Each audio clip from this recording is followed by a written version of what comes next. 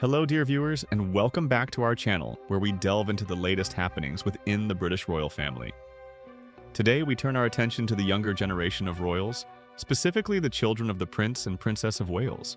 There's growing anticipation and discussion about the future roles of Princess Charlotte and Prince Louis, particularly in light of recent observations and expert commentary. We've just seen a lovely example of Prince William sharing a special moment with his eldest son, Prince George. And it prompts the question, what lies ahead for his younger siblings? Will they soon be stepping further into the royal limelight alongside their parents? We'll be exploring insights from a noted royal commentator and considering what these developments might signify for the future of the monarchy. Before we unpack these fascinating details, if you appreciate staying informed about the royal family and enjoy our in-depth discussions, please do take a moment to like this video and subscribe to our channel. Your support truly helps us continue bringing you these updates. Now, let's set the scene. The public has always held a deep fascination with the royal children, watching them grow from afar. Prince George, now 11 years old, Princess Charlotte, who is 9, and young Prince Louis, at 6 years of age, are navigating a childhood unlike any other. They are, of course, the children of the future king and queen consort, Prince William and Catherine, the Princess of Wales. While their parents have strived to provide them with as normal an upbringing as possible, shielded from the constant glare of public scrutiny, their positions inevitably mean they are figures of significant public interest.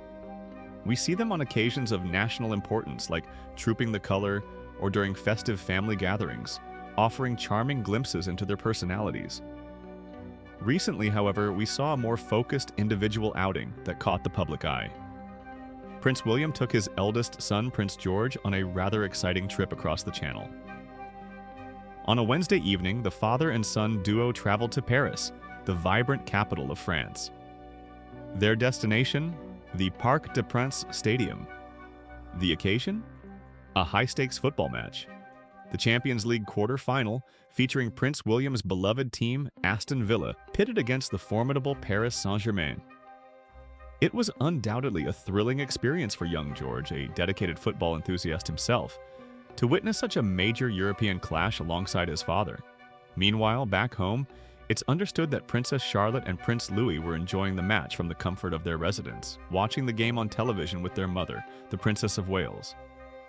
This naturally led to speculation and commentary about the differing experiences of the royal siblings. Enter Richard Fitzwilliams, a well-respected royal commentator who shared his thoughts on this very matter with GB News. He views the Paris outing not just as a delightful father-son bonding experience, but also as indicative of a broader pattern concerning the young royals' public appearances. Fitzwilliams suggests that this is just the beginning and that we should anticipate seeing more of Princess Charlotte and Prince Louis accompanying their parents on official duties and at significant events as they mature. He praised Prince William's decision to take George to the match, highlighting the careful consideration that goes into such choices. It is due to age and the fact it is a balance, Mr. Fitzwilliams explained. This points towards a measured, age-appropriate approach to introducing the children to public life. As they grow older, their capacity to understand and participate in various events naturally increases. As they get older, he affirmed, they will be seen at more events. This suggests a gradual easing into the public sphere rather than a sudden immersion, allowing Charlotte and Louis to adapt comfortably to the expectations associated with their roles.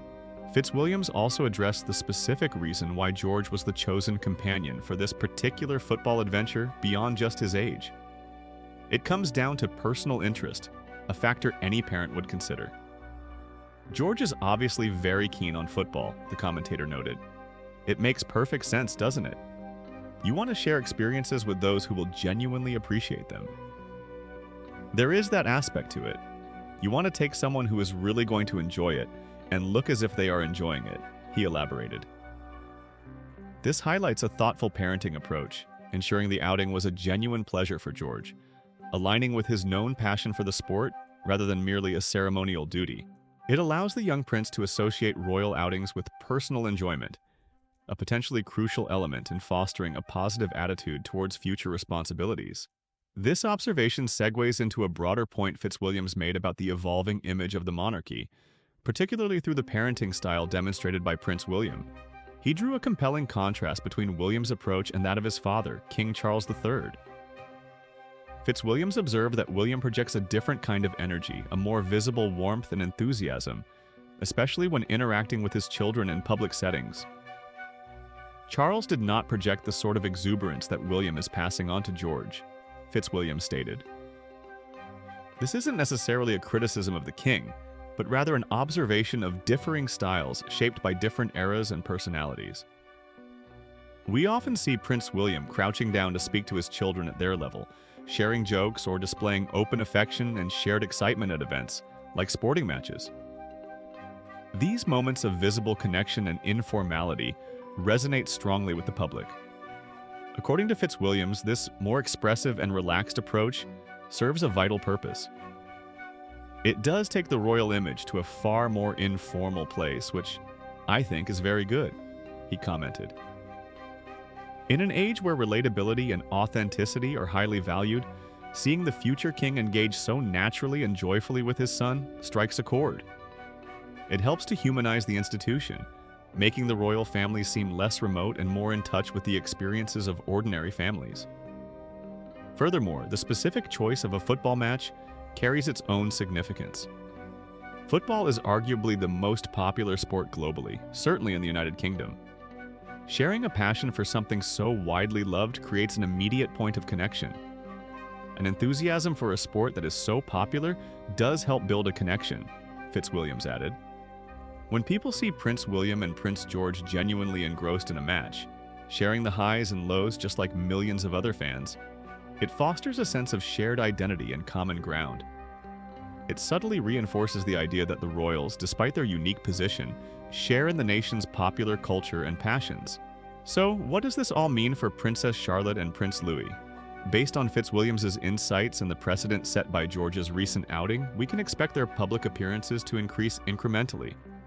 It won't be sudden, but rather a carefully managed process, likely involving events that align with their developing interests and personalities, as well as their increasing age and understanding. Perhaps we'll see Charlotte, known for her confident presence, attending events related to arts or nature, or Louis, with his often scene-stealing exuberance, joining his parents at more family-oriented community engagements. The balance Fitzwilliams mentioned is key. The Prince and Princess of Wales are navigating the complex task of preparing their children for lives of service while fiercely protecting their right to a private childhood. Each public appearance is likely weighed carefully, considering the nature of the event, the level of media attention expected, and, crucially, the well-being and readiness of the child involved. This gradual introduction also mirrors to some extent how William and his brother, Prince Harry, were brought into the public eye by their parents, King Charles and the late Diana, Princess of Wales. However, the media landscape and public expectations have shifted dramatically since then. William and Catherine seem acutely aware of the pressures and are forging their own path, emphasizing normality and emotional connection, perhaps learning from the experiences of previous generations. The more informal, expressive style championed by William not only helps in connecting with the public today, but also potentially shapes the monarchy of tomorrow. By fostering genuine interests and allowing their personalities to shine through, William and Catherine may be laying the groundwork for a future generation of royals who are perceived as both dutiful and relatable. In summary, the recent father-son trip to Paris was more than just a football outing. It served as a potential indicator of the future trajectory for all three Wales children. Royal expert Richard Fitzwilliams suggests that as Princess Charlotte and Prince Louis grow older, they too will gradually increase their public presence, guided by their age, interests, and the careful balance maintained by their parents.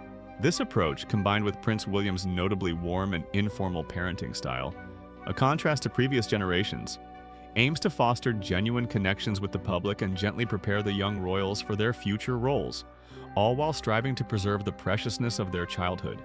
This careful cultivation of the children's public personas, balancing duty with normalcy and individual interests, certainly gives us much to reflect upon regarding the ongoing evolution of the British monarchy.